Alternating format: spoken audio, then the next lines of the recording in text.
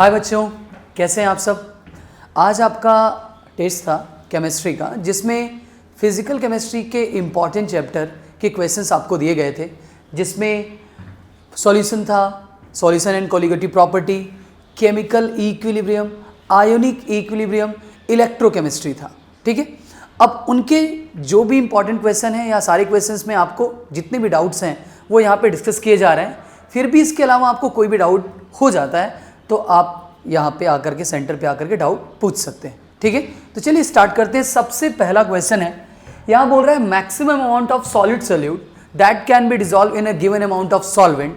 ठीक है, अब ये बच्चों ध्यान से देखो, ये क्वेश्चन किस चैप्टर का है? ये सॉल्युबिलिटी का है। सॉल्यूशन एंड कोलिगेटिव प्रॉपर्टी में सॉल्युबिलिटी टॉपिक का ये क्वेश्चन है। और आपको पता है बच्चों की सॉल्युबिलिटी क्वेश्चन में ध्यान से पढ़ो, लिखा है डज नॉट डिपेंड्स अपॉन, कह रहा है कि maximum amount of solute that can be dissolve in a given amount of solvent. यहाँ पे क्या है? लिक्विड है। किस बात पे डिपेंड नहीं करती है? तो देखो किन किन बातों पे डिपेंड करती है बच्चों। पहला बात है तो कि टेम्परेचर पे डिपेंड करती है, यहाँ तक कि सॉल्यूट जो आप मिला रहे हो उस पर डिपेंड करती है, और जिसमें आप मिला रहे हो उस पर डिपेंड करता है, मतलब सॉल्वेंट में। बट प्रेशर पे डिपेंड नहीं करता, क्योंकि लिक्विड और सॉलिड के केस में ये इफेक्ट नेग्लिजिबल माना जाता है, इसीलिए प्रेशर को हम लोग कंसीडर नहीं करते। यहाँ पे लिक्विड लिखा हुआ है।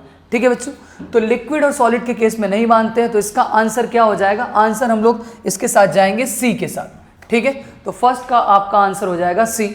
चलिए नेक्स्ट क्वेश्चन पे चलते हैं। क्वेश्चन नंबर 2 है, which of the following aqua solution should have the highest boiling point. यहाँ पे सबसे ज्यादा बॉइलिंग पॉइंट किसका होगा बच्चों? ये सभी जितने भी आपको ऑप्शंस दिख रहे हैं उन सभी में सभी के सभी इलेक्ट्रोलाइट है, नॉन इलेक्ट्रोलाइट नहीं है। आप लोगों ने एबनॉर्मल कोलिगेटिव प्रॉपर्टी पढ़ी है ना, ये उस टॉपिक का क्वेश्चन है। अब यहाँ पे देखेंगे कि हाईएस्ट बॉइलिंग पॉइंट, और आपको पता है बच्चों कि van Hoff factor is directly proportional to boiling point होता है। ठीक है, elevation in boiling point, basically हम ऐसे भी लिख सकते हैं कि van Hoff factor is directly proportional to elevation in boiling point. और बॉइलिंग पॉइंट का फॉर्मूला क्या होता है? यदि आप बॉइलिंग पॉइंट को ओपन करें तो यहाँ पे एलिवेशन इन बॉइलिंग पॉइंट मतलब क्या होता है? TB minus TB not. ठीक है, I ज़्यादा हुआ तो बॉइलिंग पॉइंट भी क्या होगा? ज़्यादा होगा। अब I किसका ज़्यादा है? यहाँ पे ये देखेंगे कि सबसे ज़्यादा किसके आयंस डिसोसिएट हो रहे हैं। तो यहाँ पे हम सभी को स्ट्रॉन्ग इलेक्ट्रोलाइट मान करके कंसीडर कर रहे हैं, क्योंकि डिग्री ऑफ डिसोसिएशन के बारे में यहाँ पे बातें नहीं की गई हैं। तो यहाँ पे I की वैल्यू जो आएगी वो आएगी 2 आएगी, यहाँ पे बेसिकली 3 आएगा, और यहाँ पे कितना आएगा? 2 आएगा, और यहाँ पे कितना आएगा? यहाँ पे भी 2 आयंस आएंगे। ठीक है, यहाँ पे 2 आयंस आएंगे। ओके, तो सबसे ज़्यादा आयंस कहाँ मिल रहे हैं आपको? कॉन्सेंट्रेशन सबकी सेम है, बी ऑप्शन में सबसे ज़्यादा आपको आयंस मिल रहे हैं। तो सबसे ज़्यादा एलिवेशन इन बॉइलिंग पॉइंट क्या होगा? ऑप्शन नंबर बी में। तो चलिए सेकेंड ऑप्शन इसका हो गया। उसके बाद नेक्स्ट क्वेश्चन पे चलते हैं। द यूनिट ऑफ इब्यूलोस्कोपिक कांस्टेंट क्या होता है? अब देखिए बच्चों, यूनिट ऑफ इब्यूलोस्कोपिक कांस्टेंट की बात कर रहे हैं, ये कहाँ पे यूज होता है? ये एलिवेशन इन बॉइलिंग पॉइंट में यूज होता है। Delta TB is equal to क्या होता है बच्चों? KB into M। ये तो टेम्परेचर है, तो इसका तो यूनिट क्या हो गया? केल्विन हो गया। और मोलालिटी का क्या होता है? मोल पर kg। मोल पर क्या होता है? kg होता है। तो KB की यूनिट क्या हो जाएगी? केल्विन पर मोल kg। ठीक है, अब ध्यान से देखो, यहाँ पे केल्विन है, यहाँ पे KB को इस साइड ही रहने दो, सारे यूनिट्स को इधर आप लेते आओगे तो क्या हो जाएगा? केल्विन kg पर मोल आपको दिख रहा होगा। तो इसका आंसर क्या हो जाएगा? डायरेक्ट बच्चों, ये यूनिट बेस्ड क्वेश्चन, इस पर कोई कंसेप्ट नहीं है, लेकिन आपको यूनिट बहुत ध्यान रखना है, इंपॉर्टेंट होता है। अब उसके आगे चलते हैं नेक्स्ट क्वेश्चन पे। The value of want of factor for KCl, NaCl and K2SO4। अब ये भी इलेक्ट्रोलाइट है, सभी के सभी इलेक्ट्रोलाइट है। यहाँ पे भी डिग्री ऑफ डिसोसिएशन मेंशन नहीं है, तो हम लोग क्या मान के चलेंगे कि ये स्ट्रॉन्ग इलेक्ट्रोलाइट है, इनका डिग्री ऑफ डिसोसिएशन क्या है? 100% होगा। और वैसे भी बेसिकली ये ध्यान से देखो तो ये सारे के सारे सॉल्ट ही हैं, सॉल्युबल सॉल्ट हैं, तो स्ट्रॉन्ग इलेक्ट्रोलाइट तो होंगे, डिग्री ऑफ डिसोसिएशन 100% होगा। तो यहाँ KCl के केस में बच्चों, फॉर KCl के केस में आप ध्यान से देखो तो यहाँ I की वैल्यू क्या आ रही है? 2 आ रही है। NaCl के केस में भी I की वैल्यू क्या आ रही है? 2 आ रही है। ठीक है, ये 2 आयंस में डिसोसिएट होगा ना, Na प्लस Cl माइनस में। और साथ ही साथ यहाँ पे K2SO4 की बात करें, K2SO4 को आप डिसोसिएट कराएं तो यहाँ पे 2K प्लस सल्फेट आयन में ये डिसोसिएट होगा, तो यहाँ आपको 3 आयंस मिल रहे हैं। यहाँ 2 आयंस मिल रहे हैं, यहाँ 2 आयंस मिल रहे हैं, यहाँ 3 आयंस मिल रहे हैं, तो कौन सा ऑप्शन हो जाएगा भाई? ऑप्शन सेकंड क्या हो जाएगा? आपका करेक्ट आंसर हो जाएगा। चलिए आगे बढ़ते हैं। Question number 5, the freezing point of solution prepared from 1.25 gram of non electrolyte, यहाँ नॉन इलेक्ट्रोलाइट है बच्चों, and 20 gram of water is 271.9। Molar depression constant दे रखा है, मतलब KF की वैल्यू दे रखी है, और मोलर मास ऑफ सॉल्यूट आपसे पूछ रहा है। मुझे देखो फॉर्मूला क्या होता है? फॉर्मूला होता है delta TF is equal to KF into क्या होता है? M होता है। डेल्टा TF का फॉर्मूला होता है TF नॉट माइनस TF, क्योंकि डिप्रेशन इन फ्रीजिंग पॉइंट है। प्योर सॉल्वेंट के फ्रीजिंग पॉइंट से बाद का जो फ्रीजिंग पॉइंट होता है वो कम होता है, इसलिए TF नॉट माइनस क्या है? TF है, is equal to KF into molality. Molality का फॉर्मूला क्या होता है? Moles of solid divided by weight of solvent in kg। Moles of solid की बात करें तो गिवन वेट कितना दिया हुआ है? 1.25, ठीक है। और मोलर मास के बारे में हमें कोई जानकारी नहीं है, तो उसको क्या मान लेते हैं? x upon weight of solvent क्या दे रखा है? 20, और kg की बात करते हैं तो यहाँ पे 1000 से अपन को डिवाइड करना होता है। बच्चों KF की बात करें तो KF कितना दे रखा है? 1.86 दे रखा है, ओके। और बच्चों TF नॉट प्योर सॉल्वेंट का जो फ्रीजिंग पॉइंट, मतलब वाटर का जो फ्रीजिंग पॉइंट होता है, आपको पता है एग्जैक्ट वैल्यू की बात करें तो 273 पॉइंट क्या होता है? 15। ट्रिपल पॉइंट पे जो फ्रीजिंग पॉइंट होता है वो यही होता है। एग्जैक्ट वैल्यू रखनी होती है। कभी आंसर में जब ज़्यादा डिफरेंस नहीं होता ना ऑप्शंस में, तो हमें डेटा थोड़ा एक्यूरेट लेकर के चलना होता है। लेकिन ऑप्शंस में काफ़ी ज़्यादा डिफरेंस हो तो हम डेटा मतलब थोड़ा सा अप्रॉक्सीमेशन ले सकते हैं, लेकिन A और B ऑप्शन थोड़ा हमें परेशान कर रहा है, इसीलिए थोड़ा डेटा आपको एक्यूरेट लेना पड़ेगा, ठीक है। अब यहाँ पे -TF freezing point of solution यहाँ पे कितना दे रखा है? 271.9, 271.9 दे रखा है। KF दे रखा है, X की वैल्यू आपसे यहाँ पे पूछ रहा है, और X की वैल्यू बच्चों यहाँ पे आप कैलकुलेट करेंगे। कैलकुलेशन आपको करना है, थोड़ा कैलकुलेशन है लेकिन आप यहाँ पे आप कैलकुलेट करेंगे X की वैल्यू तो यह आएगा 105.7, ठीक है, ग्राम पर मोल आ जाएगा। तो यहाँ पे मोलर मास है, ऑप्शन क्या हो जाएगा? A। आगे बढ़े, नेक्स्ट क्वेश्चन पे चलते हैं। क्वेश्चन नंबर 6 पे, on mixing 10 ml of acetone and 40 ml of chloroform. 10 ml of acetone और 40 ml ऑफ क्लोरोफॉर्म है। अब एसीटोन है और क्लोरोफॉर्म है बच्चों, याद है आइडियल नॉन आइडियल सॉल्यूशन में, नॉन आइडियल सॉल्यूशन में एक होता था पॉजिटिव डेविएशन, एक होता था नेगेटिव डेविएशन, तो उनमें से एक क्वेश्चन है। अब जब दो कंपोनेंट को यहाँ पे जब आप मिक्स कर रहे हैं, एक है 10 ml एसीटोन है और दूसरा है 40 ml क्लोरोफॉर्म, ठीक है।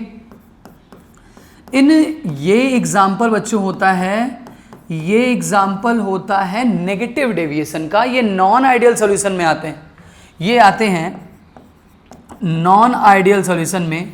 और नॉन आइडियल सॉल्यूशन में भी कौन से डेविएशन है बच्चों? नेगेटिव डेविएशन में। मतलब कि इनका इसके साथ जो अट्रैक्शन है, इंट्रैक्शन है, वो ज़्यादा अच्छा है किसके रिस्पेक्ट में? जब ये पहले अपने जैसों के साथ एसीटोन का जो अट्रैक्शन था और क्लोरोफॉर्म का अपने जैसों के साथ, अपने जैसे मॉलिक्यूल्स के साथ जो अट्रैक्शन था, उससे भी अच्छा अट्रैक्शन यहाँ पे है, तो उस केस में हम लोग बोलते हैं कि हाँ ये नेगेटिव डेविएशन है। तो चेंज इन वॉल्यूम जो आता है, वॉल्यूम ऑफ मिक्सिंग जो आता है, वो लेस देन पहले V1 प्लस V2 से क्या आता है? कम आता है। और V1 प्लस V2 यहाँ पे क्या है? 10 प्लस 40 क्या है? 50 है। तो जो बाद वाला वॉल्यूम आएगा वो पहले से कम आएगा, क्योंकि अट्रैक्शन बढ़ रहा है, मॉलिक्यूल्स पास पास आ रहे हैं, तो ओवरऑल वॉल्यूम क्या होगा? कम होगा। इसीलिए आंसर क्या हो जाएगा? Less than 50 ml। आगे बढ़े, उसके बाद है क्वेश्चन नंबर 7 की बात करें। In an adiabatic process no transfer of heat. अरे यार, नो ट्रांसफर ऑफ हीट बोल दिया तो Q तो क्या हो जाएगा? 0। एडियाबैटिक प्रोसेस है खुद ही, तो यहाँ पे हीट क्या है? 0 है। सिस्टम और सराउंडिंग के बीच में कोई हीट ट्रांसफर नहीं हो रहा है, फ्री एक्सपेंशन है तो फ्री एक्सपेंशन देखते ही बच्चों बताया था वर्क डन क्या हो जाएगा 0। And from first law of thermodynamic delta U is equal to क्या होता है Q प्लस W होता है। जब ये 0 तो डेल्टा U भी क्या होगा 0 और डेल्टा U इंटरनल एनर्जी में चेंज 0 है, इसका मतलब कि टेम्परेचर कांस्टेंट रहा होगा तो चेंज इन टेम्परेचर भी क्या हो जाएगा 0 हो जाएगा। तो कौन सा आंसर हो जाएगा ऑप्शन नंबर सी। आगे बढ़ते हैं क्वेश्चन नंबर 8 में बात करें तो 1 mole of an ideal monatomic gas is allowed to show PV cycle change as shown in this figure. अब बच्चों ये देखो ध्यान से, एरिया इनक्लोज पीवी का कर्व है, प्रेशर और वॉल्यूम के बीच में जो आपको एरिया दिया हुआ है उसका इनक्लोज, एरिया इनक्लोज क्या देता है हमें पीवी का वर्क देता है। एरिया अंडर कर्व नहीं, एरिया इनक्लोज की बात कर रहे हैं, मतलब हमें इसका पूरा एरिया निकालना है। ठीक है, एरिया निकालना है यहाँ पे। तो बच्चों क्या हो जाएगा, और रही बात है कि आपको साइन का यहाँ पे थोड़ा सा ध्यान नहीं देना, वैसे तो जनरली आपको साइन का ध्यान देना होता है एक्सपेंशन कंप्रेशन के केस में, क्लॉकवाइज एंटी क्लॉकवाइज के केस में, बट यहाँ पे चारों ऑप्शंस में आपको साइन का लोड नहीं लेना है, आपको बस न्यूमेरिकल वैल्यू कैलकुलेट करनी है। तो यहाँ पे इस जो एरिया या आपको जो डायग्राम दिख रहा है इसका एरिया इनक्लोज आपको निकालना है। पहले देखो कि क्या ये स्क्वायर है कि रेक्टेंगल है। तो मैं देखूँ ये वाला जो डिफरेंस आ रहा है वो भी 1 का आ रहा है और ये वाला भी डिफरेंस क्या आ रहा है वो भी 1 का आ रहा है। अरे आ रहा है, तो देखो यहाँ पे 1 मोल है, यहाँ चेंज कितने का आ रहा है, प्रेशर और वॉल्यूम, प्रेशर वॉल्यूम दिया हुआ है। ठीक है, तो ये वाला जो डिफरेंस है बच्चों ये भी 1 का है और ये वाला भी डिफरेंस 1 का है, तो ये पक्का है कि स्क्वायर है। अब ये स्क्वायर है तो इसका हम लोग वर्क डन निकालें तो क्या आ जाएगा P इंटू डेल्टा वी, ये और ये 1 इंटू 1 लीटर ATM में है तो यहाँ पे जो आ रहा है 1 लीटर ATM ही आ रहा है, 1 लीटर ATM ही आ रहा है। और आपको पता है कि 1 लीटर ATM में 101.3 जूल होता है। ठीक है, लेकिन यहाँ पे हमें लीटर ATM को किस में बदलना है, कैलोरी में। आपको पता है कि 1 calorie is equal to 4.18 joule होता है, तो जूल से कैलोरी में बदलने के लिए 4.18 से डिवाइड करना पड़ेगा। और जैसे ही आप 101.3 से में 4.18 से डिवाइड करेंगे तो आपका आंसर आ जाएगा लगभग 24.22 आंसर आ जाएगा। आगे बढ़ें, चलिए क्वेश्चन नंबर 9 की बात करते हैं। नेक्स्ट क्वेश्चन है क्वेश्चन नंबर 9। यहाँ पे change in entropy for a reaction is given by, बच्चों देखो चेंज इन एंट्रोपी पूछ रहा है। चेंज इन एंट्रोपी का फॉर्मूला यहाँ लॉग के बेस में 10 है, यहाँ लॉग के बेस में E है, लॉग के बेस में E है। बच्चों लॉग का बेस जब E हो तो उसको ही आप क्या कहते हैं, ln कहते हैं। ठीक है, तो हम इसी फॉर्मूले को change in entropy is equal to, देखो बच्चों होता है 2.303 NR log V2 by V1 लिखते ही हैं। ठीक है, और ln के टर्म्स में 2.303 तो चला ही जाता है, तो चेंज इन एंट्रोपी ln के टर्म्स में क्या आ जाएगा, यही आएगा NR ln V2 by V1। और अकॉर्डिंग टू बॉयल्स लॉ अपन जानते हैं कि P1 by P2 he V2 by V1 कह सकते हैं अपन। तो V2 बाई V1 की जगह P1 बाई P2 रखोगे ना तो ये तीसरा वाला ऑप्शन आ जाएगा। मतलब तीनों ऑप्शन बिल्कुल सही हैं चेंज इन एंट्रोपी को कैलकुलेट करने के लिए। तो यहाँ पे क्या हो जाएगा, ऑल ऑफ दीज। चलिए नेक्स्ट क्वेश्चन पे चलते हैं। Question number 10, which is the intensive property. Intensive property क्या होता है बच्चों कि जो हर जगह एक जैसा हो। इस कमरे में, जिस कमरे में आप बैठ करके अभी ये वीडियो देख रहे हैं, अपने डाउट को सॉल्व कर रहे हैं, उस कमरे में यदि मैं एक पार्टीशन डाल दूं, इमेजिनरी पार्टीशन बच्चों, क्योंकि सिस्टम को डिवाइड कर दिया तो थर्मोडायनेमिक का कोई मतलब नहीं रहेगा। थर्मोडायनेमिक में एक सिस्टम आपको फिक्स करना होता है, सिस्टम में चेंज नहीं करना होता है। सिर्फ इसी सिस्टम के बारे में बात कर रहा हूँ, प्लीज़ एलवीस यादों में न जाएं। अब ध्यान देखो यहाँ पे कौन सी प्रॉपर्टी इंटेंसिव है वो ध्यान रखना है। Temperature, viscosity, density and all of this. बच्चों देखो टेम्परेचर, विस्कोसिटी, आप हाइपोथेटिकल बाउंड्री किसी सिस्टम में बना देते हो, फिर भी उस कॉर्नर में जो टेम्परेचर होगा, हाइपोथेटिकल बाउंड्री के इस कॉर्नर में भी वही टेम्परेचर होगा। डेंसिटी आप थोड़े से पानी का निकालो या पूरे बॉटल का पानी का निकालो, डेंसिटी क्या होगी, फिक्स होगी। और विस्कोसिटी भी क्या होती है,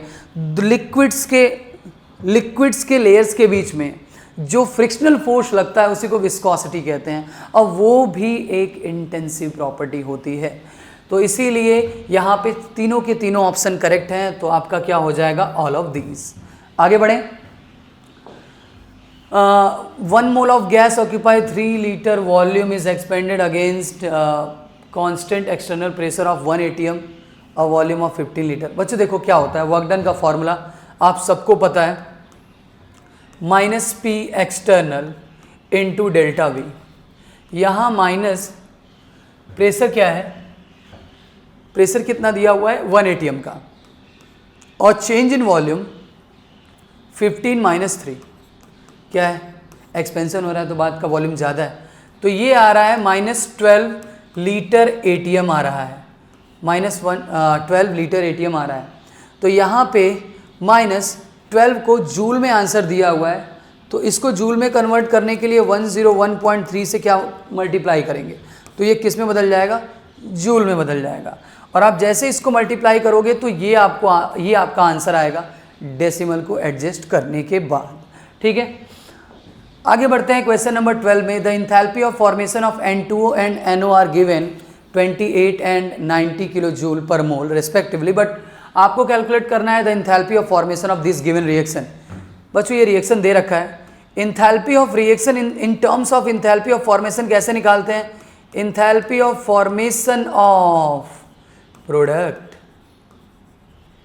minus enthalpy of formation of reactant, यही करते हैं बच्चों।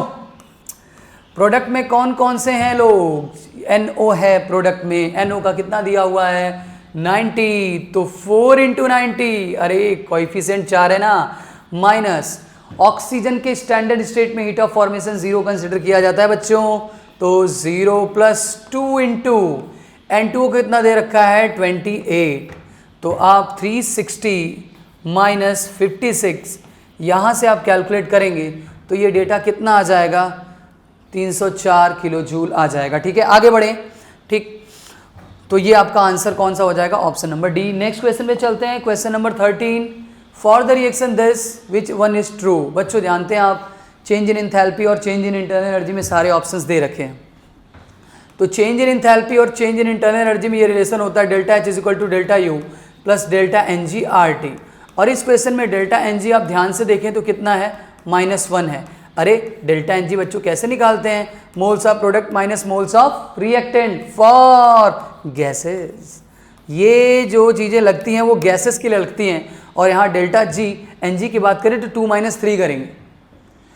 अरे ये वो लिक्विड और लिक्विड है ना, तो 2 माइनस क्या आएगा 3 -1 आएगा, तो यहाँ पे डेल्टा NG कितना आ जाएगा -1, और डेल्टा NG की वैल्यू यहाँ पे -1 रखते ही आप चमकने लगेगा answer, delta H = delta U - RT। अरे आ गया ना, तो कौन सा आंसर होगा, ऑप्शन नंबर ए। आगे चलें, चलो question number 14। The quantity of charge required to obtain 1 mole of aluminium from Al2O3। 1 mole Al2O3 से 1 मोल की बात हो रही है मेरे भाई, 1 मोल की, 2 मोल नहीं, 1 मोल एल्यूमिनियम पे जो चार्ज होता है वो होता है 3+3 पॉजिटिव चार्ज होता है। ठीक है, 3 चार्ज हैं, 3 पॉजिटिव चार्ज हैं, तो 1 मोल इलेक्ट्रॉन पे कितने चार्ज होते हैं बच्चों 1 फेराडे, तो यहाँ पे 3+ है, 3+ 3 इलेक्ट्रॉन निकले हैं, तो क्या हो जाएगा 3 फेराडे। ठीक है, तो आंसर क्या हो जाएगा, ऑप्शन नंबर सी। आगे बढ़े, question number 15। 1.8 gram of metal were deposited by current of 3 ampere for 50 minutes and the equivalent weight of the metal will be what। ठीक है, हम जानते हैं बच्चों फेराडे लॉ, W = क्या होता है Z × I × T, जहाँ पे Z क्या होता है इलेक्ट्रोकेमिकल इक्विवेलेंट, I क्या होता है करंट, T क्या होता है टाइम। और अच्छे से को लिखें तो इलेक्ट्रोकेमिकल इक्विवेलेंट को हम लोग क्या लिखते हैं E/फेराडे। फेराडे की वैल्यू 96484 होती है, लेकिन हम अप्रॉक्सीमेशन से 96500 लिखते हैं। करंट की वैल्यू कितनी है 3 है और टाइम कितना दिया हुआ है 50 मिनट।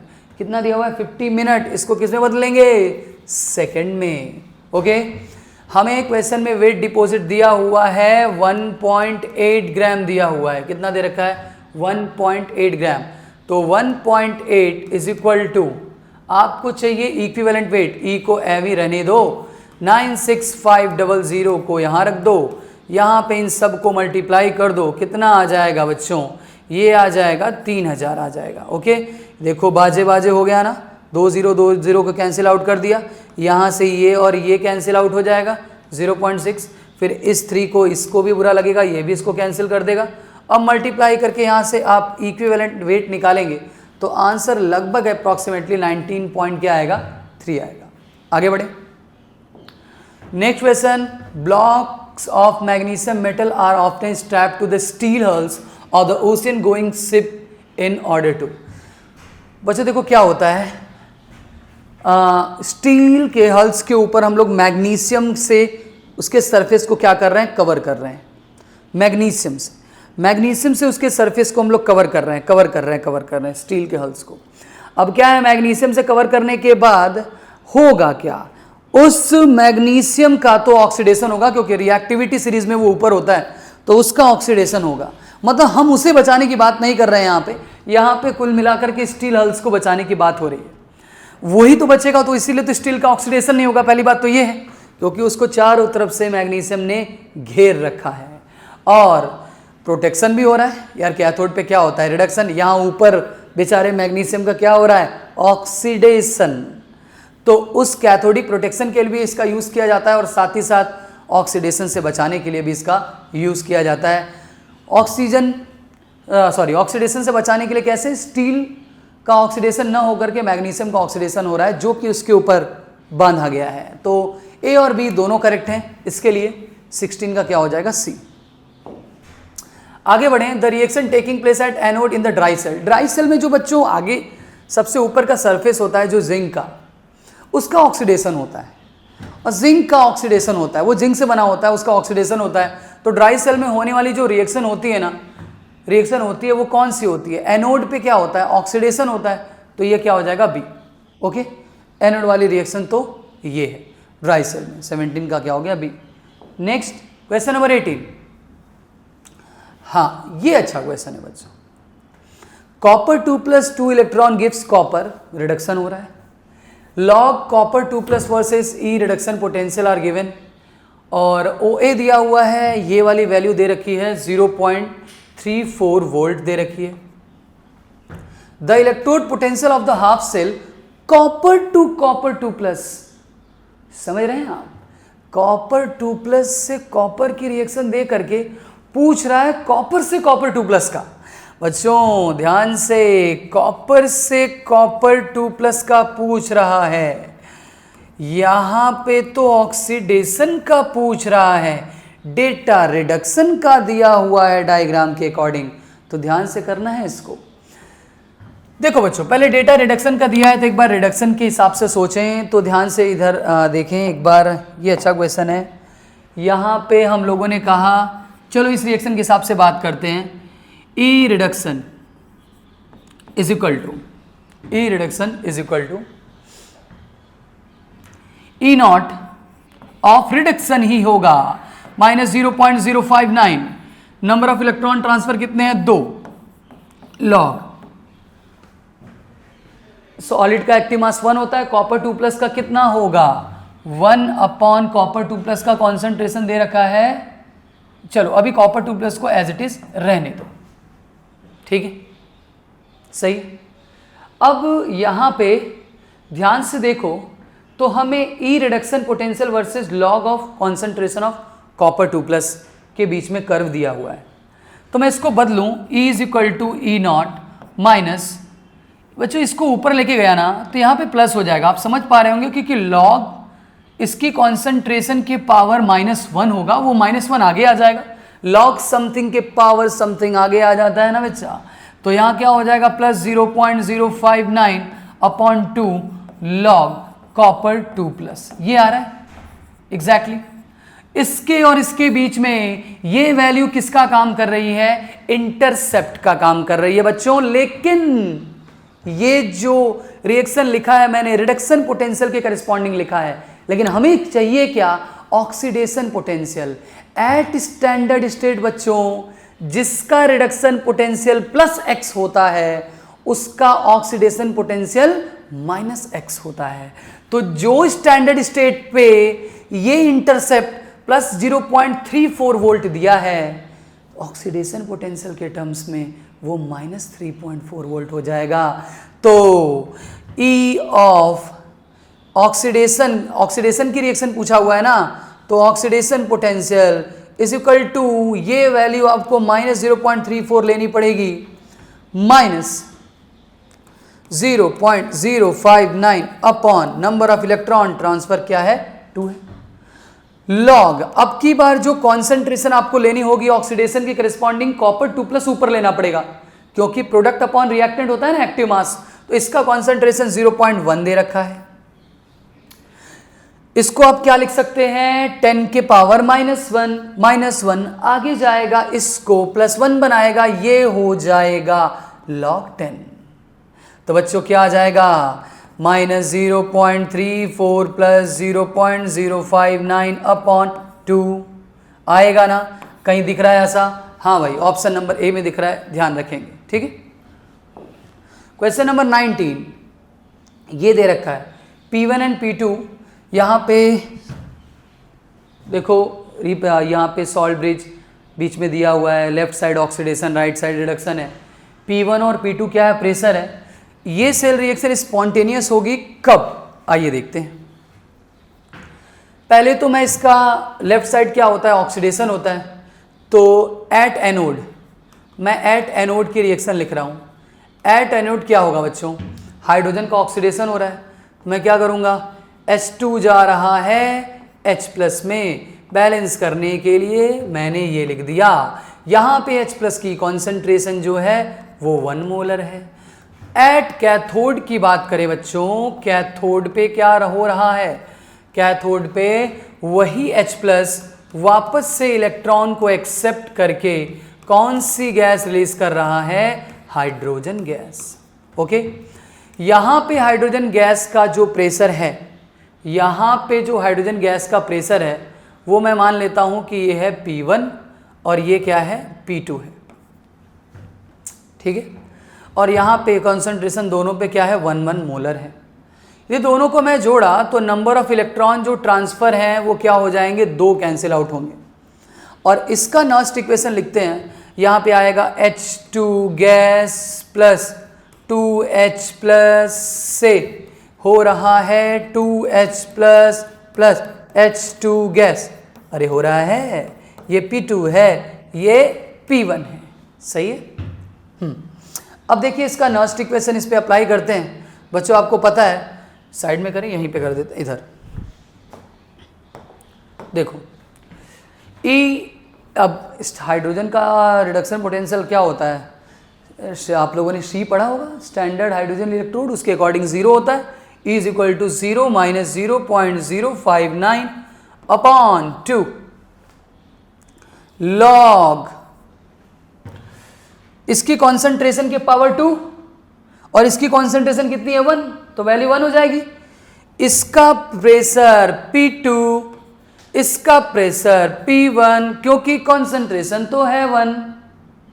अब देखो बच्चों, अरे यहाँ पे E तो माइनस आ रहा है, E तो माइनस में आ रहा है, लेकिन बच्चों ध्यान दो, मेरा मन कर रहा है कि मैं P1 को ऊपर लिख दूं, P2 को नीचे लिख दूं, लेकिन ये माइनस क्या हो जाएगा, प्लस हो जाएगा, ठीक है।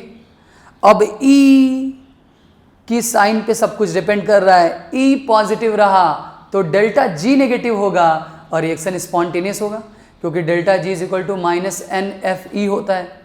और स्पॉन्टेनियसली सेल को काम कराने के लिए E का पॉजिटिव रहना ज़रूरी है, तो P1 का P2 से ज़्यादा रहना ज़रूरी है, तो आंसर हो जाएगा B। Next question, question number 20, यहाँ पे डेटा दे रखा है, ध्यान से बच्चों देखो, यहाँ पे जो डेटा दे रखा है सब रिडक्शन पोटेंशियल का ही तो दे रखा है ना। हाँ देखो, क्योंकि आप लोगों ने जो इलेक्ट्रोकेमिकल सीरीज में जो पढ़ा होगा उसमें यही देखा होगा कि अपन जब लिथियम से फ्लोरीन की तरफ मूव करते हैं तो ऊपर से नीचे जाने पे रिडक्शन पोटेंशियल का डेटा बढ़ता है, और नीचे जो होता है उसका रिडक्शन होता है क्योंकि इसका रिडक्शन पोटेंशियल ज़्यादा होता है, और ऊपर जो होता है उसका रिडक्शन पोटेंशियल कम होता है तो उसका ऑक्सीडेशन होता है। अब यहाँ पे देखो इन चारों में सबसे ज़्यादा रिडक्शन पोटेंशियल किसका है? यही है, परमैग्नेट है, इसका ही सबसे ज़्यादा है। क्वेश्चन में पूछा है reducing agent, reducing agent LIC agent, LIC agent दूसरे के LIC करता है, रिड्यूसिंग एजेंट दूसरे का LIC करता है, सॉरी रिड्यूसिंग एजेंट दूसरे को रिड्यूस करता है और खुद क्या होता है? ऑक्सीडाइज। और इन चारों में वो खुद ऑक्सीडाइज होगा जिसका रिडक्शन पोटेंशियल कम होगा। इन चारों में सबसे कम रिडक्शन पोटेंशियल किसका है? कम किसका है भाई? क्रोमियम का है। तो रिडक्शन पोटेंशियल कम तो ऑक्सीडेशन अच्छा होगा, सेल्फ ऑक्सीडेशन दूसरे को रिड्यूस तो अच्छा रिड्यूसिंग एजेंट कहलाएगा। तो आंसर क्या हो जाएगा? सी। अरे सही है। आगे बढ़े क्वेश्चन नंबर 21 पे, the number of molecules in 16 gram of methane. बच्चों नंबर ऑफ मॉलिक्यूल्स का फॉर्मूला क्या होता है? नंबर ऑफ मॉलिक्यूल का फॉर्मूला होता है मोल्स इनटू एवोगैड्रो नंबर। यहाँ पे गिवन वेट कितना है? 16। मीथेन का मोलर मास क्या होता है? 16 इनटू एवोगैड्रो नंबर। अरे बाजे ना, एवोगैड्रो नंबर की वैल्यू आप सभी लोग जानते हो, ऑप्शन नंबर क्या हो जाएगा? बी। ठीक है, लल्लू क्वेश्चन है। आगे बढ़े question number 22, the percentage of nitrogen in 66% pure ammonium sulphate. अब यार आओ देखते हैं, पहले तो इसका वेट निकाल लें। अमोनियम सल्फेट है, इसमें नाइट्रोजन का कितना आएगा? 56 प्लस 8, हाइड्रोजन का 8 प्लस सल्फर का 32 प्लस 4 ऑक्सीजन है तो 16 इंटू 4 64। ये कितना आएगा बच्चों? ऐड करने के बाद ऐड करो इसको, ठीक है। 8 6 14 16 16 और 4, ठीक है। 8 6 यहाँ पे सब ऐड कर दो, यहाँ पे क्या आ जाएगा? 40 आ जाएगा। 40 प्लस 64 कितना आ रहा है बच्चों? ये 0, ठीक है। ये आ रहा है, सही आ रहा है ना? कहीं गलत तो नहीं हुआ कैलकुलेशन? ये है 28, ये है 8 है, 32 64, सही है बिल्कुल। ये है 40 है और 56, तो 6 4 0। ये देखो यही गलती कर दिया ना, यहाँ 28 लेना था। ओहो, चेक कर रहा था बच्चों में। नाइट्रोजन का कितना होता है? 14 और दूसरे, तो यहाँ पे क्या हो जाएगा? 28 हो जाएगा, सॉरी। अब यहाँ पे जब आप इसको ऐड करेंगे तो ये वैल्यू कितनी आ जाएगी? ये लगभग आपका कितना आ रहा है? 30 90 96 आ रहा है और ये आपका 132 आ रहा है लगभग, ठीक है। और इसमें नाइट्रोजन का कितना वेट है आपको पता है? नाइट्रोजन का कितना वेट है? 28।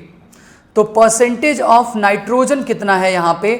28 अपॉन क्या आ जाएगा? 132 आ जाएगा पूरे टोटल वेट में। नाइट्रोजन का वेट का यही है परसेंटेज कंपोजिशन, लेकिन इसमें 66% ही प्योर है तो 66 बाई क्या करना पड़ेगा? 100 करना पड़ेगा। और जब आप इसे लगभग आप कैलकुलेट करेंगे तो ये वैल्यू लगभग कितनी आएगी? 14 आएगी और आपका आंसर होगा, ठीक है। आगे बढ़े। 1 mole of potassium chloride is thermally decomposed on the axis of aluminium is burned in the gaseous product। भाई एल्यूमिनियम को जलाया गया है and axis of aluminum is burned in the presence of gaseous product, ठीक है। How many moles of are formed? Aluminium oxide को बनाना है। यहाँ पे एल्यूमिनियम को मैंने ऑक्सीजन के साथ रिएक्ट करवाया तो Al2O3 बना। एल्यूमिनियम यहाँ पे 2 मोल यहाँ पे ले लिया गया बैलेंस करने के लिए, और ऑक्सीजन कह रहा है मैं तो बुरा मान गया, तो यहाँ पे मैंने क्या किया कि पहले तो ऑक्सीजन को बैलेंस कर लेते हैं, यहाँ 3 से मल्टीप्लाई कर देते हैं तो यहाँ पे 2 से मल्टीप्लाई करना पड़ेगा। अब एल्यूमिनियम बुरा मान जाएगा तो मैं यहाँ पे 4 से मल्टीप्लाई कर दूंगा।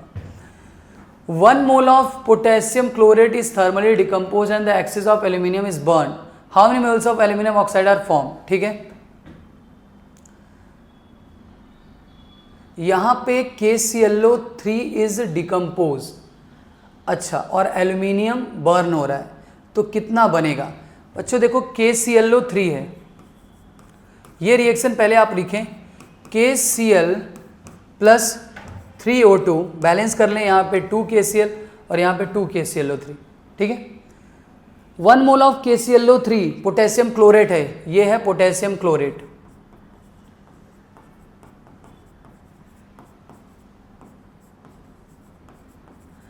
One mole of potassium chlorate से कितना यहां पे ऑक्सीजन मिलता है, पहले तो ये देख लें।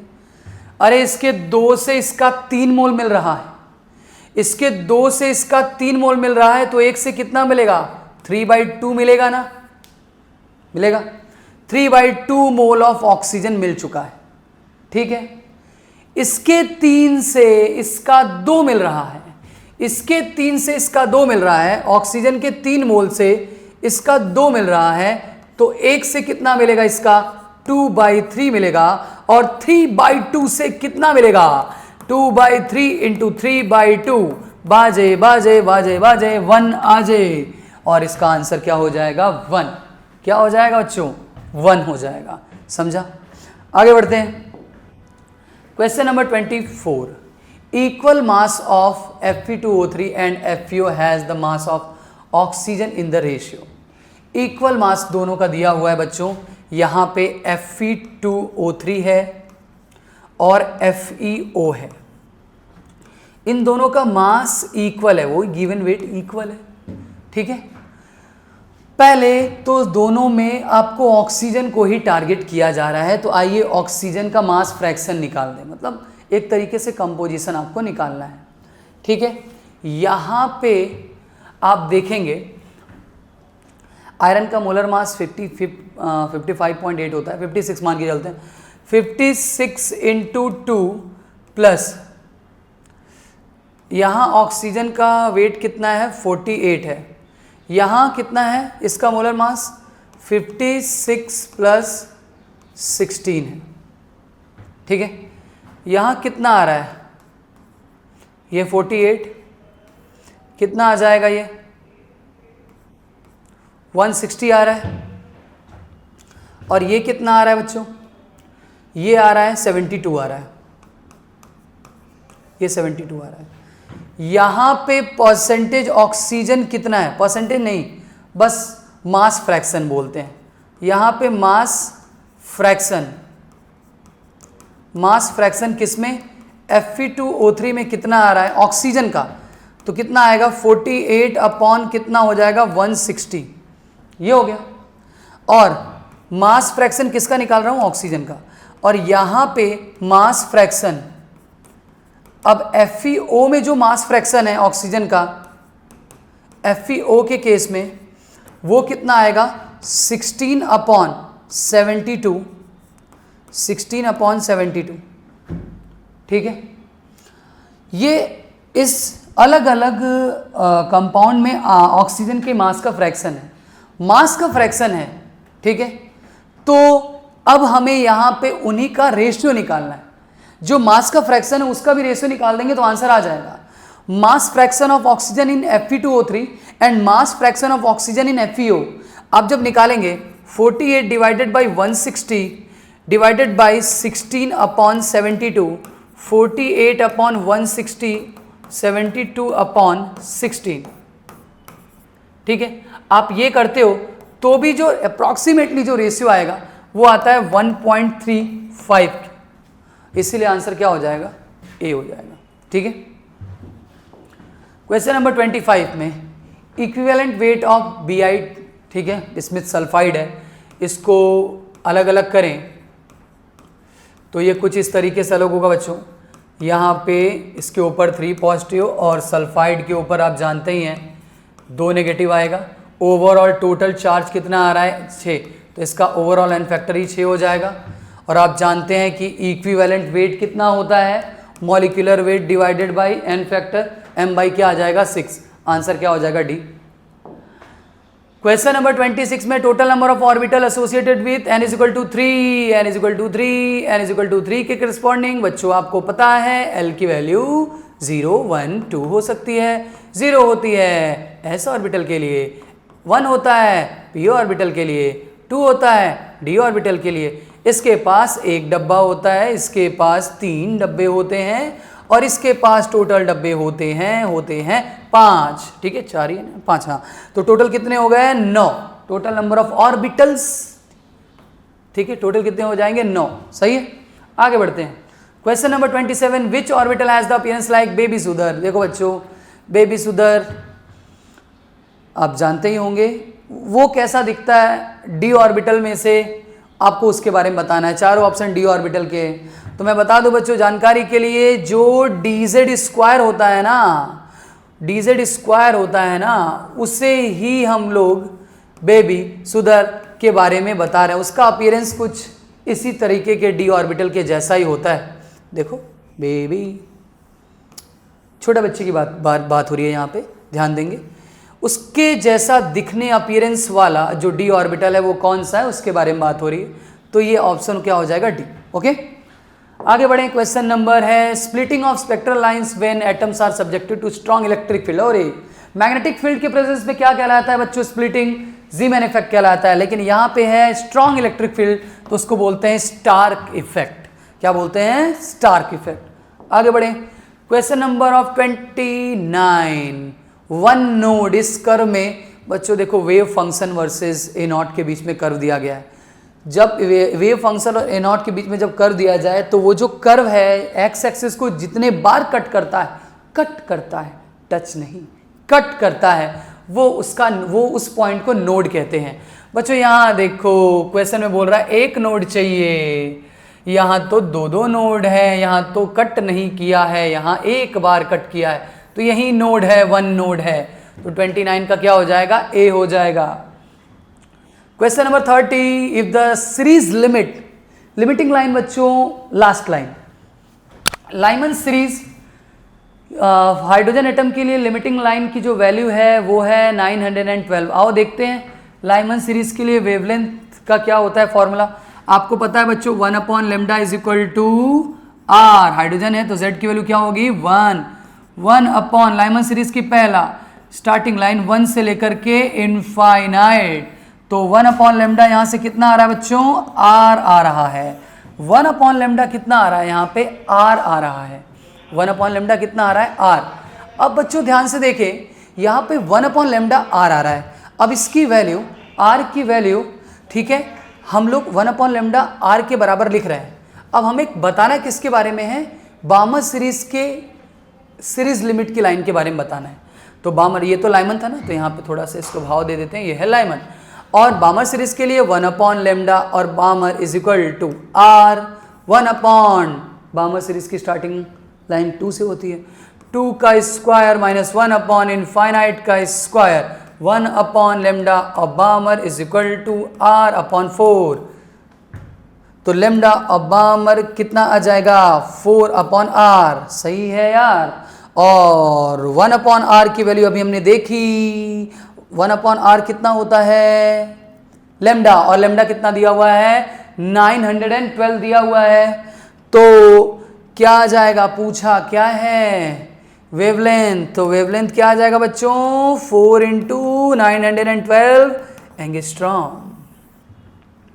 सी। ठीक है। 31, a ball of mass 200 gram is moving with a velocity 10 meter per second. If the error in measurement of the velocity, error दिया हुआ है कितना? 0.1%, the uncertainty in the position। ठीक है, ये हाइजेनबर्ग अनसर्टेनिटी प्रिंसिपल है। तो यहाँ पे बच्चों क्या हो जाएगा? फॉर्मूला क्या होता है? Delta x into delta P greater than equal to h/4π। लेकिन स्पीड के टर्म्स में करना है तो delta x into delta V greater than equal to h/4π क्या हो जाएगा? m हो जाएगा। Error in the measurement, if speed दे रखा है 10 मीटर पर सेकेंड, 200 मास है, वेलोसिटी 0.1% है उसके मेजरमेंट में, और अनसर्टेनिटी इन पोजीशन बताना है बच्चों, डेल्टा x बताना है। कितना बताना है? डेल्टा x बताना है। ओके, तो डेल्टा x को रहने दो। यहाँ पे डेल्टा v जो है, if the error in measurement of velocity 0.1%, 0.1% क्या है? अनसर्टेनिटी है। ठीक है, उसमें जो एरर आ रहा है वही तो रखना होता है, यहाँ एग्जैक्ट वैल्यू थोड़ी रखनी होती है।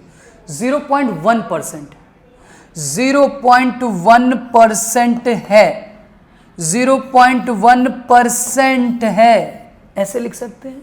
Is equal greater than equal to 6.63 into 10 के पावर -34 4 इंटू पाई, पाई की वैल्यू आप जानते हैं, मास 200 ग्राम दिया है। किलोग्राम में कन्वर्ट करने के लिए आप ग्राम को किलोग्राम में कन्वर्ट करने के लिए 1000 से डिवाइड करेंगे तो यहाँ पे कितना आ जाएगा 1/5, मतलब 0.2 किलोग्राम आपको रखना है। यहाँ पे आप यहाँ पे मास की वैल्यू क्या रखेंगे, 0.2 किलोग्राम रखेंगे। जैसे ही आप यहाँ पे डेल्टा एक्स की वैल्यू रखते हो, सारे डेटा आप रखते हो, 100 उधर लेके जाओगे तो ये जो वैल्यू निकल करके आएगी इतनी पास में आएगी, ऑप्शन नंबर इसका क्या हो जाएगा, डी हो जाएगा। आपको यहाँ से इस डेल्टा एक्स की वैल्यू को क्या करना है, कैलकुलेट करना है। ठीक है, फिर भी कोई दिक्कत होती है तो आप आकर के पूछ सकते हैं बच्चों, इफ कैलकुलेशन में आपको प्रॉब्लम हो रही है तो। ठीक है, इफ आपने कैलकुलेट किया और किसी वजह से आप में प्रॉब्लम आ रही है तो आप पूछ सकते हैं। ठीक है, उसके बाद question number 32, the magnetic moment of vanadium, chromium and manganese are XYZ। तो आपको कंपेयर करना है कि XYZ में से ज़्यादा कौन है और कम कौन है। ठीक है, तो मैग्नेटिक मोमेंट बच्चों कैसे निकालते थे, मैग्नेटिक मोमेंट का फॉर्मूला होता था √n into n+2 bore magneton, ये होता था। Where n is what, number of unpaired electron, number of unpaired electron. अब देखो वेनेडियम में बच्चों, वेनेडियम का एटॉमिक नंबर क्या होता है 23, 4s2 3d3, 4s2 3d3। यहां पे अनपेयर्ड इलेक्ट्रॉन कितने हैं, 3, n की वैल्यू 3। अच्छा, क्रोमियम 24, यहां पे 4s1 है और 3d5 है, यहां पे तो पूछो मत। यहाँ पे अनपेयर्ड इलेक्ट्रॉन तो भारी भरकम है, बहुत ज़्यादा अनपेयर्ड इलेक्ट्रॉन है। यहाँ पे कितने हैं, इसमें 5 है और इसमें 1 अनपेयर्ड इलेक्ट्रॉन है कि नहीं। और उसके बाद मैग्नीज में देखिए आप, एटॉमिक नंबर 25 होता है, 4s2 3d5। ठीक है, यहाँ 5 अनपेयर्ड इलेक्ट्रॉन है, यहाँ 6 हैं। तो सबसे ज़्यादा किस में होगा, क्रोमियम में, सबसे ज़्यादा किस में, Y में, फिर Z में, फिर X में। तो ऐसा ऑप्शन कौन सा है, C दिया हुआ है। ठीक है, आगे बढ़े। क्वेश्चन नंबर 33 बच्चों, बफर सॉल्यूशन का एग्जाम्पल कौन सा है। आप इक्वल वॉल्यूम आपको दिया है कि इक्वल वॉल्यूम में मिक्स किया गया तो बफर होना चाहिए। देखो बफर क्या होता है बच्चों, वीक पार्ट होना चाहिए, चाहे वो एसिड का हो चाहे वो बेस का हो। वीक पार्ट हो एसिड का या बेस का, और उसका करिस्पॉन्डिंग सॉल्ट स्ट्रॉन्ग कंपोनेंट के साथ भी प्रेजेंट होना चाहिए। वीक पार्ट तो होना ही चाहिए, स्ट्रॉन्ग पार्ट नहीं, ज्यादा नहीं होना चाहिए, वीक पार्ट ज्यादा होना चाहिए। क्योंकि स्ट्रॉन्ग पार्ट इसलिए प्रेजेंट होता है कि वो उस वीक पार्ट से मिलकर के उसका करिस्पॉन्डिंग कॉन्जुगेट बेस बना सके। तो यहां पे ये देखें कि यहाँ पे वीक वाला पार्ट 0.1 है, ये स्ट्रांग वाला पार्ट भी 0.1 है, तो कहाँ से बफर बनेगा भाई, वीक पार्ट तो ज्यादा होना चाहिए ना एटलीस्ट। सेकंड वाले ऑप्शन में देखो, वीक पार्ट को कम कर दिया है, स्ट्रांग पार्ट को ज्यादा कर दिया है, ये कोई बात होती है। तीसरे वाले पार्ट में वीक पार्ट 0.1 है, स्ट्रांग पार्ट 0.05, स्ट्रांग पार्ट कम है, वीक पार्ट ज्यादा है, तो बफर बन सकता है। अरे बन सकता है नहीं, बनेगा। तो आंसर क्या होगा, सी। ठीक है, आगे बढ़ते हैं। क्वेश्चन नंबर 34, के दिया है, वीक एसिड वीक बेस है, दोनों का, एक का के दिया एक का के भी दिया है, पीएच पूछा हुआ है। बच्चों देखो पीएच का फॉर्मूला होता है, याद आ रहा है, वीक एसिड और वीक बेस को मिला करके जो सॉल्ट बनता है, सॉल्ट हाइड्रोलिसिस। पीएच का फॉर्मूला क्या होता है, 7 + ½ ऑफ pKa माइनस pKb। अरे यहाँ के भी तो सेम है, तो के भी सेम है। जब pK निकालेंगे और pK भी निकालेंगे, दोनों एक दूसरे को कैंसिल कर देंगे। अरे के भी सेम है तो pK भी तो सेम आएगा, तो दोनों कैंसिल कर देंगे। pH कितना आ जाएगा, 7 ही आएगा मेरे भाई, ऑप्शन सी हो जाएगा। आगे बढ़ेंगे। Question number 35, the Brønsted acid which give the weakest conjugate base. देखो बच्चों, जो एसिड, कोई एसिड है जितना स्ट्रांग होता है, कोई एसिड जितना स्ट्रांग होता है, उसका कॉन्जुगेट बेस उतना ही वीक होता है। जिसका एसिड स्ट्रांग जितना होता है, उसका कॉन्जुगेट बेस उतना ही वीक होता है। इन चारों में अच्छा एसिड कौन है? अच्छा एसिड कौन है? हाइड्रोक्लोरिक एसिड, HCl सबसे अच्छा एसिड है, सबसे अच्छा एसिड है, तुरंत हाइड्रोजन दे देगा, इसीलिए इसका कॉन्जुगेट बेस सबसे वीक होगा। आगे बढ़ते हैं। Which is not a Lewis acid. Lewis acid मतलब कि लोन पेयर एक्सेप्ट कर पाए, उसको लुईस एसिड कहते हैं। और एक्सेप्ट करने के लिए वैकेंट ऑर्बिटल होना चाहिए, चाहे वो p हो चाहे वो d हो, जगह होना चाहिए। लेकिन मैंने कार्बन से पूछा क्या हालचाल तुम्हारा, कार्बन ने बोला मेरे पास वैकेंट ऑर्बिटल नहीं है, मेरे वैलेंस शेल में 4 इलेक्ट्रॉन होते हैं, मैंने 4 बॉन्ड बनाया, मेरे से कोई उम्मीद मत रखना। मैंने कहा ठीक है मेरे भाई, मैं नहीं रखूंगा। इसका मतलब तुम लोन पर एक्सेप्ट नहीं कर पाओगे? इसलिए बोला नहीं, इसका मतलब कि ये लुईस एसिड की तरह बिहेव नहीं करेगा। बाकी टिन जो है वो बियॉन्ड थर्ड पीरियड, मतलब सेकंड पीरियड के ऊपर वाले जितने थर्ड पीरियड, फोर्थ पीरियड, इन लोग के पास वैकेंट ऑर्बिटल होता है, तो उसमें ये आराम से लोन पेयर को एक्सेप्ट कर सकते हैं। एल्यूमिनियम थर्ड पीरियड का एलिमेंट है, बोरॉन सेकंड पीरियड का तो है, लेकिन इसके पास वैकेंट डी ऑर्बिटल है, बेचारे का ऑक्टेट कंप्लीट नहीं है।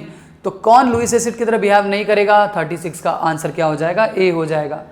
Question number 37, which aqueous solution will have pH less than 7। बच्चों देखो, वीक एसिड स्ट्रॉन्ग बेस से मिलकर के जब अपन सॉल्ट बनाते हैं तो उसका pH बेस के अकॉर्डिंग डिसाइड होता है, मतलब pH 7 से ज़्यादा होता है। लेकिन स्ट्रॉन्ग एसिड वीक बेस है तो pH 7 से क्या होगा? कम होगा। और दोनों के दोनों वीक है तो pH ऑलमोस्ट 7 के बराबर ही होता है। लेकिन यहाँ पे पूछ रहा है कि pH 7 से कम है, तो स्ट्रॉन्ग एसिड और वीक बेस से बना हुआ सॉल्ट कहीं दिख रहा है? स्ट्रॉन्ग एसिड और वीक बेस, ओहो ये डी FeOH का ट्वाइस और HCl से मिलके बना होगा, FeOH के थ्राइस। बेस वीक है, एसिड स्ट्रॉन्ग है, इसीलिए pH क्या होगा? 7 से कम। वीक नहीं, strong acid weak base type salt जिसका pH लेस देन 7 होगा। आगे बढ़ते हैं। The pH of saturated solution of MgOH का twice is this, then what will be pH of the saturated solution? अब सुनना बच्चों ध्यान से, यहाँ पे क्या है? KSP दे रखा है, MgOH का ट्वाइस KSP दे रखा है। तो देखिए सबसे पहले MgOH का जो ट्वाइस है ये Ab2 टाइप का मतलब बेस है, Ab2 टाइप इलेक्ट्रोलाइट है, ठीक है। Ab2 टाइप के केस में जो KSP की वैल्यू आती है आप सबको पता है क्या होता है? 4s³ होता है। जब ये MgOH का ट्वाइस जब ये डिसोसिएट होगा तो Mg2+ में डिसोसिएट होगा प्लस 2OH माइनस में डिसोसिएट होगा। इसकी सॉल्बिलिटी S तो इसकी सॉल्बिलिटी क्या होगी? 2s होगी, ठीक है। हमसे क्वेश्चन में pH पूछ रहा है, दिया बेस है, ध्यान रखना बच्चों। अभी पहले तो सॉल्बिलिटी निकाले, फिर उसके बाद देखेंगे कि क्या आ रहा है। सॉल्बिलिटी उसके पहले निकालते हैं, ठीक है। यहां से सॉल्बिलिटी जो आएगा वो क्या आ जाएगा बच्चों? KSP divided by 4 raise to the power क्या आ जाएगा? 1/3, ठीक है। यहां से सॉल्बिलिटी की वैल्यू आएगी। जो सॉल्बिलिटी आप यहां पे K की वैल्यू रखेंगे, आप K की वैल्यू कौन सी होगी? आपको क्वेश्चन में K की वैल्यू दे रखी है, यहां पे दे रखा है 8.9 into 10 raise to the power -12/4 raise to the power 1/3। ये सॉल्युबिलिटी आएगी बच्चों। ये वैल्यू लगभग 1.3, ये मैं बता रहा हूं, ये लगभग value 1.3 into 10 raise to the power -4 के आसपास आएगी। लेकिन ये सॉल्युबिलिटी है, हमें चाहिए सॉल्युबिलिटी। S की वैल्यू आ गई तो हमें OH माइनस की कॉन्सेंट्रेशन पता चल जाएगा, 2s के बराबर होती है। तो जब ये S की वैल्यू इतनी है तो 2s की वैल्यू कितनी हो जाएगी? 2 इंटू 1.3 इंटू 10⁻⁻⁴, तो 2.6 इंटू 10⁻⁻⁴ आ रहा है। ये आ रहा है बच्चों OH की कॉन्सेंट्रेशन। कितना आ रहा है OH। अब बच्चों ध्यान दो, तो POH क्या हो जाएगा, minus of log of OH minus is equal to minus of log of 2.6 into 10⁻⁻⁴ अपन करते हैं। तो यहां से POH जो है लगभग 3 के आसपास आएगा, और pH कितना आएगा, pH बच्चों कितना आ जाएगा, 3 से थोड़ा सा ज्यादा आएगा, 3.1 समथिंग। तो pH जो आएगा वो 10 पॉइंट समथिंग आएगा। ठीक है, ओके। 4 माइनस 2.6, 2.6 मतलब log 2 और 3 के बीच में। log 3 की वैल्यू कितनी होती है बच्चों, log 2 की वैल्यू होती है 0.3, 0.3 और 0.47 के बीच वाली वैल्यूज को यहाँ पे रखेंगे आप, 4 में से आप माइनस करेंगे। ठीक है, मान लो मैं log 2 की वैल्यू है 0.30, उसको 4 में से मैं माइनस करूँ तो 3 पॉइंट क्या आएगा, लगभग 7। 3.7 को मैं यदि 14 में से माइनस करता हूँ तो वैल्यू कितनी आती है, 10 पॉइंट समथिंग आएगी। तो 10 पॉइंट समथिंग का आंसर सिर्फ ए ही दिख रहा है, तो आंसर क्या हो जाएगा ए। ओके, हमें pH निकालना है। आगे बढ़ते हैं, यहाँ पे बोल रहा है pH of the solution obtain by the mixing 10 ml of 0.1 molar HCl and 40 ml of 0.2 molar H2SO4। दोनों एसिड हैं, दोनों एसिड हैं बच्चों। तो पहले हम लोग निकालते हैं इन टोटल मोल्स कितना आएगा, ये भी एसिड है और ये भी एसिड है। यहाँ पे 10 इंटू 0.1 मिली मोल इसका आ गया। मिली मोल मतलब मोलैरिटी, वॉल्यूम यहाँ पे ml में है तो यहाँ पे मिली मोल आएगा। इसका मिली मोल कितना आएगा, 40 इंटू 0.2 इंटू एन फैक्टर कितना है, 2 है। टोटल वॉल्यूम कितना हो गया बच्चों, 50। कितना हो गया, 50। तो यहां से H प्लस जो आएगा वो आप जब कैलकुलेट करेंगे कितना आएगा, कैलकुलेट करते हैं, यहां पे आएगा 0.1 और ये कितना आएगा, ये आएगा 0.1 नहीं 1 आएगा, 1 प्लस ये आ जाएगा 1 पॉइंट पे डेसिमल है। ठीक है, ये एक डेसिमल तो इसको खा ही गया, 4 2 जा 8 या 16 अपॉन 50 है, 17 अपॉन क्या आ गया, 50 आ गया। और यही वैल्यू अब आपको पता है बच्चों pH, ये वैल्यू लगभग जो आएगी 0 पॉइंट क्या आएगी, 34 आएगी। ठीक है, pH इज इक्वल टू क्या होता है, माइनस ऑफ लॉग ऑफ 0.34। ये आप करते हैं, इसको आप कैलकुलेट करेंगे तो जो pH की वैल्यू आएगी वो आएगी 0.46। ठीक है, 0.46 वैल्यू आएगी। इसका लॉग लेना है, लॉग लेने के बाद जब आप pH कैलकुलेट करेंगे तो आपका जो आंसर आएगा वो 0.46 आएगा। आप लॉग टेबल का भी सहारा ले सकते हैं। Question number 40, sparingly soluble salt है M2X। चलो, ये है M2X है, ये है QY2 है और एक है PZ3 है। 3 टाइप के सॉल्ट हैं। ये AB2 टाइप का सॉल्ट, AB2 टाइप सॉल्ट की बात करो या A2B, बात एक ही है, इन दोनों का सॉल्युबिलिटी प्रोडक्ट क्या होगा, 4S³ होगा। क्या बात है, ये भी तो वही टाइप का सॉल्ट है, इसका भी सॉल्युबिलिटी प्रोडक्ट क्या होगा, 4S³ होगा। अरे भाई ये तो AB3 टाइप का सॉल्ट है, तो इसका क्या होगा, 27S⁴ होगा। सॉल्युबिलिटी सेम है सबकी, KSP वैल्यू कितनी होगी, अरे भाई ये 4S³ जो है वो इसके KSP के बराबर होगा, ये इसके KSP के बराबर होगा और ये इसके KSP के बराबर होगा PZ3 के। इन सभी लोगों में KSP वैल्यू कंपेयर करनी है आपको कि KSP वैल्यू सबसे ज़्यादा किसकी होगी। KSP वैल्यू हमसे सॉल्युबिलिटी पूछ रहा है कि KSP वैल्यू पूछ रहा है, KSP वैल्यू पूछ रहा है। वो जो सबसे ज़्यादा KSP वैल्यू किसकी होगी, चारों में देखो सबसे ज़्यादा किसका होगा, PZ3 का होगा। KSP वैल्यू किसका होगा सबसे ज़्यादा, PZ3 का। ठीक है, तो यहाँ पे ये A2B टाइप का सॉल्ट है, ये A2B और AB3 टाइप का सॉल्ट है, सॉल्युबिलिटी सबकी सेम है। तो KSP वैल्यू कैसे रिलेटेड है ये बताना है आपको।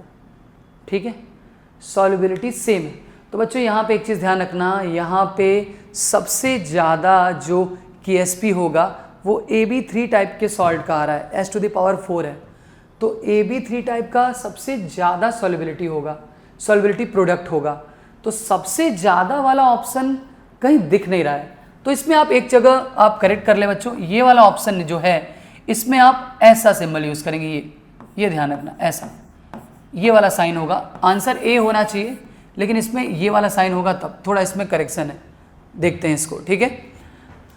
तो यहाँ पे ये ग्रेटर देन इसके साइड होगा, इसका KSP ज़्यादा होगा, ठीक है। 41 the equilibrium constant for the reaction is this. K equilibrium दे रखा है और स्टैंडर्ड गिब्स एनर्जी पूछ रही है। बच्चों standard Gibbs free energy delta G0 is equal to -2.303, ठीक है, -2.303 RT log K होता है। K की वैल्यू 10⁻20 दे रखी है। Delta G0 is equal to -2.303 into R की वैल्यू, यहाँ पे बच्चों आंसर किलो जूल के टर्म्स में, जूल के टर्म्स में तो आर की वैल्यू 8.314 वाली लेनी है। टेम्परेचर कितना है 300 है, log 10 के पावर क्या है 20 है, log 10 के पावर 20 है, 20 आगे आ जाएगा, यहाँ से -2.303 into 8.31 into 300 into 20 into log 10 आ जाएगा। log 10 की वैल्यू बच्चों क्या होती है 1। इन सारे वैल्यूज को आप मल्टीप्लाई करेंगे, 20 को ही मल्टीप्लाई करेंगे तो ये लगभग 11515 समथिंग आता है, ऐसा जूल आ रहा है। किलो जूल में कन्वर्ट करने के लिए, माइनस में, किलो जूल में कन्वर्ट करने के लिए ये डेसिमल यहाँ पे आ जाएगा, सॉरी 3 पॉइंट पे आएगा, यहाँ पे ये वाला डेसिमल यहाँ आ जाएगा, तो आंसर आ जाएगा -115 किलो जूल। तो इसका आंसर क्या हो जाएगा ए, ठीक है।